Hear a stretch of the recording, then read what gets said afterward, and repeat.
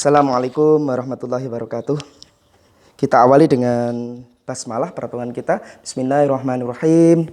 Alhamdulillah pada kesempatan ini kita sudah sampai pada materi kepemimpinan pendidikan yang keenam, yaitu tentang struktur organisasi di sekolah. Sebuah lembaga tentunya perlu struktur organisasi karena namanya lembaga itu perlu orang yang menjabat, terus kemudian jos divisinya atau tugas masing-masing itu apa, itu perlu jelas, ya. Perlu jelas sehingga perlu struktur organisasi. Nah, kalau di madrasah strukturnya seperti ini. Saya hanya menyampaikan yang utama saja. Sebenarnya masih banyak yang lain, tapi ini adalah satu hal yang harus ada di madrasah. Kita mulai dengan kepala madrasah. Kepala madrasah adalah dia sebagai leader, pemimpin, kemudian sebagai manajer, sebagai motivator, dan yang terakhir adalah sebagai supervisor, ya, pengawas, ya, pemimpin, pengelola, pemberi semangat bawahan, kemudian sebagai pengawas atau pembina daripada bawahnya. Nah, di samping kirinya ada komite madrasah. Ini diambil dari tokoh masyarakat, tokoh agama, perwakilan wali siswa, kemudian juga ada dari sekolah, pihak guru. Ini tugasnya garis koordinasi nih ya. Ini bukan instruksi tapi koordinasi. Membantu, memberi ide, pendapat, dan sebagainya untuk kemajuan sekolah. Ini tugas daripada komite madrasah. Nah, samping kanannya ada kepala tata usaha.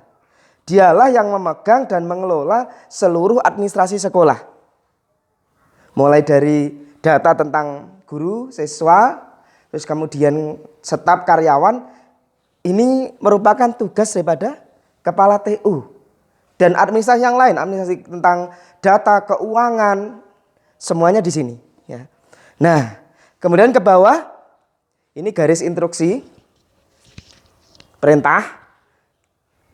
Yang pertama adalah wakil kepala kurikulum. Tangan kanannya kepala madrasah. Tugasnya apa? Menyusun program kegiatan belajar mengajar. Terus kemudian menyusun jadwal evaluasi. Kapan UTS, kapan UAS sudah diprogramkan dalam 1 tahun. Terus kemudian menyusun kurikulum. Dia yang mengkoordinir, mengarahkan para guru untuk menyusun secara bersama-sama kurikulum madrasah yang sekarang ini adalah memakai kurikulum 2013, K13. Nah, sebelah kanannya adalah wakil kepala kesiswaan. Tugasnya apa? Tugasnya membina OSIS, organisasi siswa intrasekolah. Kemudian mengkoordinasi seluruh kegiatan ekstrakurikuler. Entah itu pramuka, paskibraka, silat,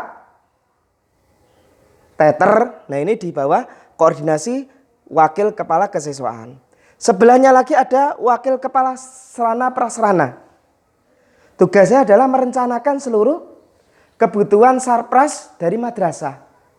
Baik yang berhubungan dengan kegiatan belajar mengajar. Misalnya whiteboard, kemudian spedol, LCD, bangku, kursi, ataupun yang sifatnya menunjang keberhasilan kegiatan belajar mengajar. Membangun perpustakaan, membangun pengadaan kantin, terus kemudian juga gedung lab, terus kemudian ruangan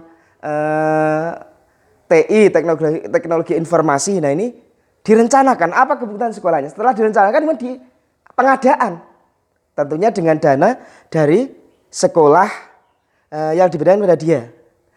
Ketika sudah ada, maka dikelola, diinventarisir, dipelihara dengan baik daripada sarana prasarana ini. Dan ini tanggung jawab semuanya adalah Wakasarpras ini. Sampingnya ada wakil kepala humas, hubungan masyarakat. Kerjanya adalah membina kerjasama dengan masyarakat, baik dengan wali siswa, dengan tokoh agama, tokoh masyarakat, masyarakat sekitar, terus kemudian ke atas ada Kementerian Agama, ya, terus kemudian Dinas Pendidikan, pemerintah daerah. Ini adalah tugas daripada Wakil Kurikulum Humas mewakili kepala sekolah. Dia membina kerjasama ini dengan dunia luar yang tentunya untuk kemajuan lembaga, termasuk membangun kemitraan kerjasama dengan lembaga lain. Misalnya dengan bimbel, dengan perguruan tinggi, negeri atau swasta, itu adalah tugasnya adalah Wakahumas. Di bawahnya guru tentunya sebagai garda di depan yang melaksanakan kegiatan belajar mengajar, dan akhirnya siswa itu dapat melaksanakan belajar dengan baik. Dia sebagai subjek pembelajaran, bukan objek belajar. Dia pelaku pembelajaran. Kita menggunakan active learning, ya. Siswa aktif. Demikian penjelasan saya. Kita akhiri. Wallahul muwafiq ila aqwamit thoriq. Wassalamualaikum warahmatullahi wabarakatuh.